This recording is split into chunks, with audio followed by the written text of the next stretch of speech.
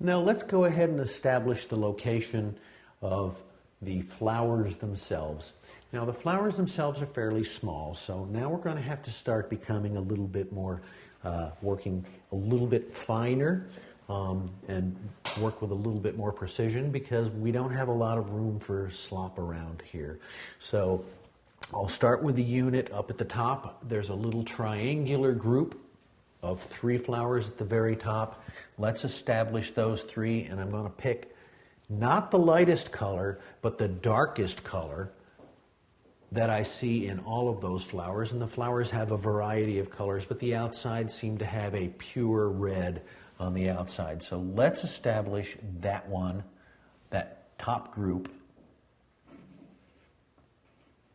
with fairly accurate drawing of what I see to establish the shapes of those flowers.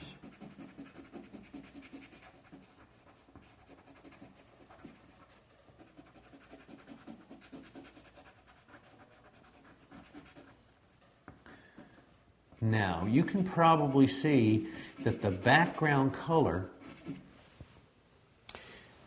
is now starting to interfere a little bit with the use or the addition of the reds. Let's establish that next group. They're at the same height from where I see, and there's this one flower that sticks way up. It's got a shape about like that. And when I'm looking at these shapes, I am looking at them in terms of their shape.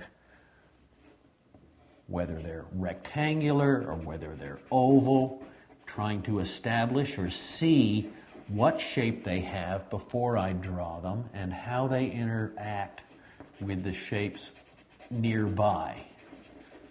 And mostly I'm seeing flattened ovals. There's that group. There's another group that's back in here. Oval.